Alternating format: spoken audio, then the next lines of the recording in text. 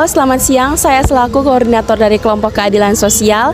Hari ini kami akan mewawancarai terkait tema yang diambil, yaitu nepotisme. Sebelumnya, saya perkenalkan dulu diri saya dan anggota-anggota saya. Yang pertama, saya selaku koordinator. Nama saya Patricia Serilda Ozora dengan NPM 24190241. Saya Miriam Rachel, NPM 241902-431. Halo, perkenalkan nama saya Zahra Sofi Ramadhani, NPM-nya 241902-480. Halo, perkenalkan nama saya Francisca Aprilia Mega Putri, NPM 24902466. Perkenalkan nama saya Adlin Divinka Kurniawan, NPM 241902-482. Halo, perkenalkan nama saya Gabriela Nevasi Pasenaga, NPM 241902-473. Perkenalkan nama saya Jena Adeline, NPM-nya 241902-439. Perkenalkan nama saya Imelanian Harini dengan NPM 241902-474. Halo, perkenalkan nama saya Dimitra Bukanwariba dengan NPM 241902-467. Nama saya Maria Dwi Yuliana, NPM 241902-462. Baik, kita melanjutkan wawancaranya. Saya akan menjelaskan materi terkait nepotisme. Jadi, nepotisme di Indonesia sendiri menuju kepada pemberian kekuasaan atau jabatan atau posisi kepada seseorang yang merupakan anggota keluarga atau sahabat atau teman dekat. Nah, nepotisme di Indonesia itu sering terjadi dalam dunia politik, bisnis, dan juga dalam pemerintahan. Dalam wawancara mengenai nepotisme ini, berikut akan kita lihat bagaimana nepotisme Indonesia, dampaknya, dan juga langkah-langkah untuk mengatasinya, dan juga nilai-nilai yang ada terkait nepotisme yang sudah dilakukan oleh mahasiswa UAJ. Di sini saya dan teman-teman akan melakukan wawancara terkait nepotisme. Nah, di sini sudah ada narasumber kita dengan Bapak. Perkenalkan, nama saya Daniel Guru Sulistiono, SS. Saya guru SMA Stella DC 1, mengajar PPKN untuk kelas 12, mengajar Pancasila untuk kelas 11. Terima kasih. Sebelumnya perkenalkan saya Francisca Aprilia Mega Putri dari Universitas Atmajaya Yogyakarta. Sekarang dengan siapa Bapak? Pak Dani, Pak Dani Anggoro, guru SMA Stella DC 1, mengajar PPKN. Saya akan bertanya tentang nepotisme, tentang pemahaman Bapak. Apa makna keadilan sosial dalam kaitannya dengan fenomena nepotisme? Keadilan sosial kaitannya dengan nepotisme, sebenarnya kalau kita lihat konsep dari keadilan sosial itu sebenarnya adalah konsep di mana kita sebagai warga negara itu berhak mendapatkan hak dan kewajiban yang sama. Kaitannya dengan nepotisme berarti di sini ada unsur pelanggaran hak dan kewajiban dalam kehidupan bermasyarakat, berbangsa maupun bernegara. Nah, ini lanjut ke pertanyaan kedua ini, Pak. Menurut Bapak, bagaimana cara perusahaan dapat mengurangi atau meminimalisir praktik nepotisme ini? Kalau konsepnya di perusahaan milik pemerintah, itu sebenarnya memang birokrasi yang ada di perusahaan itu harus jelas. Kemudian payung hukumnya juga mengatur tentang nepotisme juga harus jelas.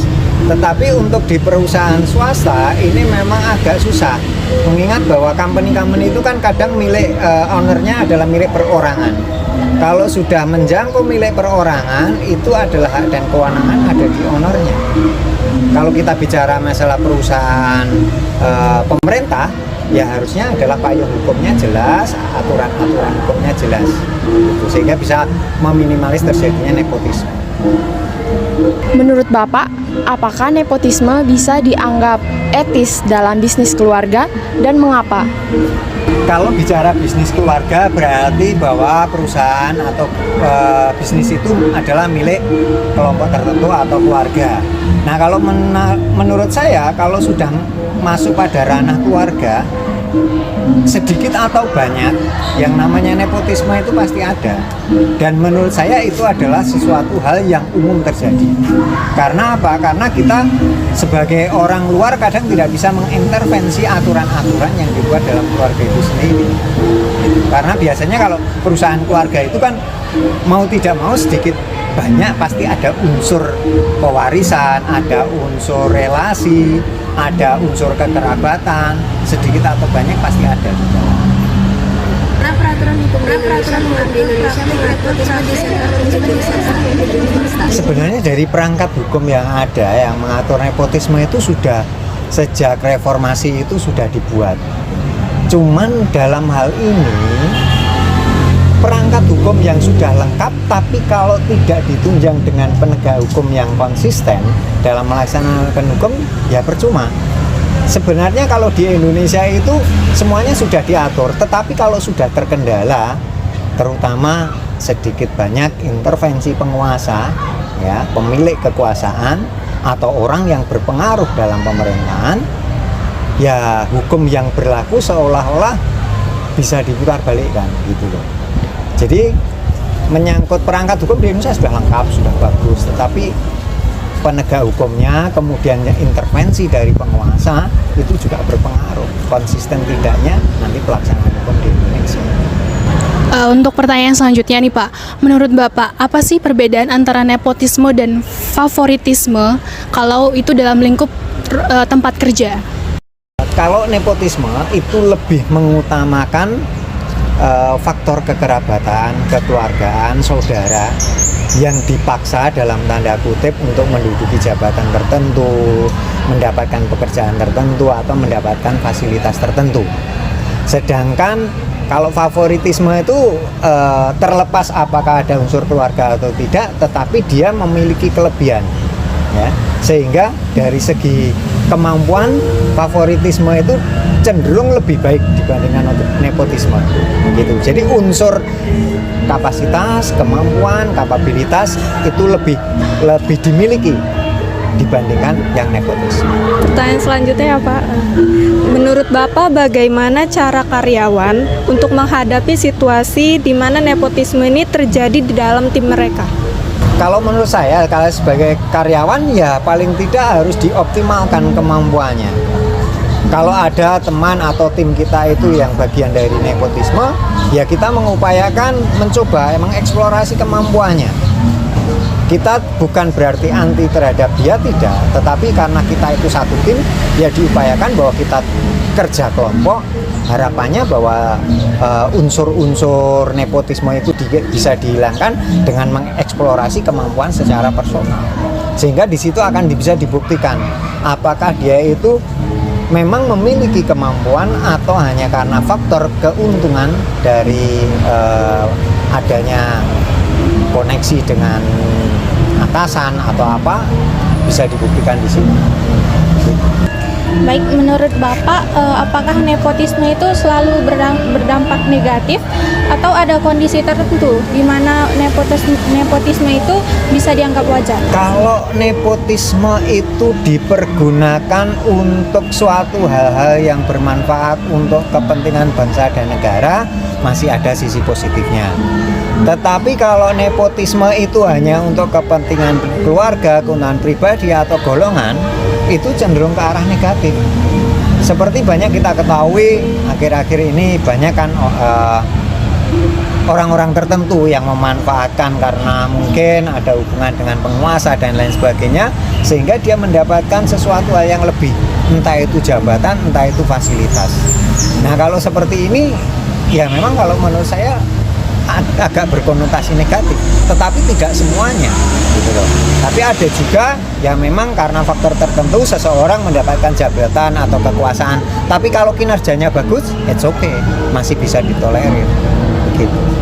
Baik Pak, untuk pertanyaan selanjutnya, apakah ada kasus nepotisme di politik yang berpengaruh pada kebijakan publik di suatu negara?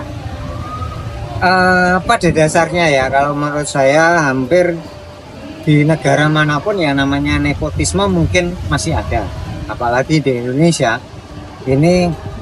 Walaupun sekarang di era zaman reformasi, sedikit atau banyak kalau kita mengakui unsur nepotisme itu ada, tetap ada. Tetapi apapun itu, kalau yang namanya nepotisme itu sampai merugikan rakyat, kemudian juga mengganggu kehidupan bermasyarakat bernegara, mengganggu hak dan kewajiban warga negara, ya nepotisme itu tetap memiliki konotasi yang negatif. Dan di negara kita itu ada seperti itu. Cuman ya memang agak sensitif kalau kita bicara ya tentang itu, karena mereka punya dalih tersendiri. Ini nggak nepotisme, tetapi kenyataannya kalau kita lihat juga nggak ada sisi positifnya. Ini lebih pada negatif. Jadi nilai keadilan sosial itu kan harus dihayati sejak dini. Nah, menurut Bapak, bagaimana mahasiswa UAJY itu bisa menghayati nilai-nilai keadilan sosial berhadapan dengan nepotisme di Indonesia? Menurut pendapat saya bahwa memang mahasiswa UAJY harus yang paling utama adalah menjaga keseimbangan hak dan kewajiban sebagai warga negara. Nah, kalau kesadaran akan hak dan kewajiban sebagai warga negara itu dihayati dan diamalkan, saya yakin dalam kehidupan bermasyarakat bernegara pasti mahasiswa Atmajaya akan lebih mengutamakan segala sesuatunya itu untuk kepentingan bangsa dan negara, sehingga nantinya langkah ke depan bahwa memperkecil ruang gerak terjadinya nepotisme dalam kehidupan sehari. Itu terutama kalau sudah menyangkut kehidupan bermasyarakat berbangsa dan negara.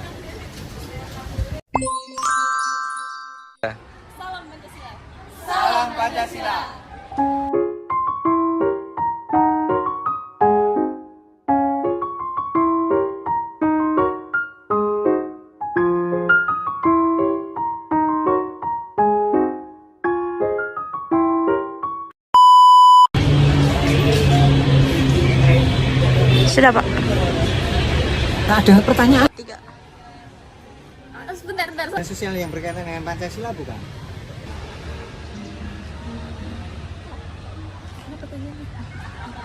Behind the scenes. Oke. Pak, 3.